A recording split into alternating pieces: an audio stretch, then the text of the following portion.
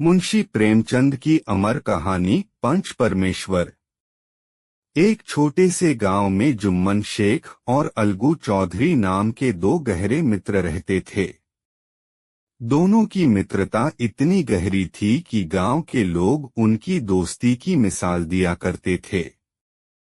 खेत खलिहान से लेकर हर छोटे बड़े काम में दोनों एक दूसरे का साथ देते थे। जुम्मन शेख की एक बूढ़ी खाला थी।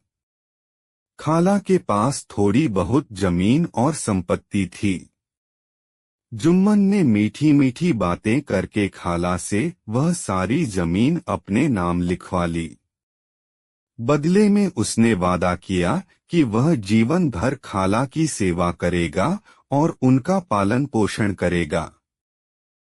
शुरू में तो सब ठीक चला, लेकिन कुछ ही महीनों बाद जुम्मन और उसकी पत्नी का व्यवहार बदलने लगा। अब खाला को घर में बोझ समझा जाने लगा। खाने पीने में भी उन्हें ताने सुनने पड़ते थे। एक दिन खाला ने जुम्मन से कहा, बेटा, अब मुझसे यह सब सहा नहीं जाता। मुझे हर महीने कुछ खर्च दे दिया करो ताकि मैं अपना गुजारा अलग से कर सकूं। जुम्मन ने साफ मना कर दिया। उसने कहा, खाला, हमने कोई ऐसा वादा नहीं किया था। खाला बहुत दुखी हुई। उन्होंने तय किया कि अब गांव की पंचायत में न्याय मांगा जाएगा। पंचायत बैठी। गांव के लोग इकट्ठा हुए। खाला ने सरपंच के रूप में अलगू चौधरी का नाम लिया। यह सुनकर जुम्मन बहुत खुश हुआ। उसे पूरा विश्वास था कि उसका मित्र अलगू उसके पक्ष में ही फैसला देगा। लेकिन जैसे ही अलगू चौधरी सरपंच की गद्दी पर बैठे, उन्हें अपने कर्तव्य का एहसास हुआ।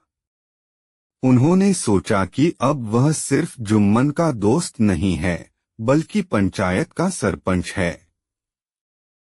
अलगू ने दोनों पक्षों की बातें ध्यान से सुनी।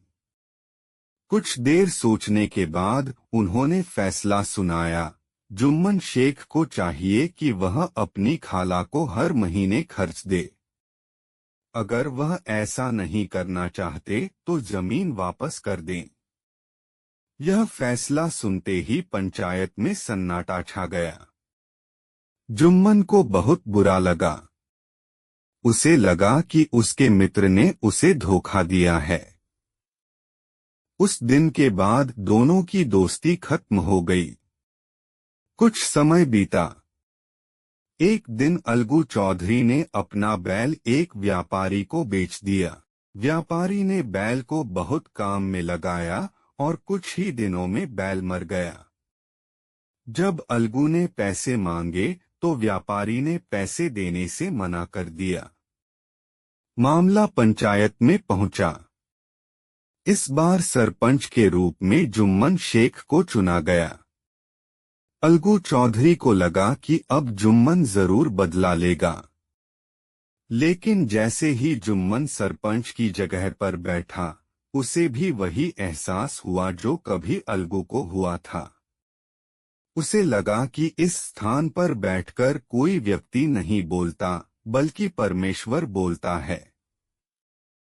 जुम्मन ने पूरे मामले को ध्यान से सुना और फैसला सुनाया, व्यापारी को अलगू चौधरी को बैल की पूरी कीमत देनी होगी।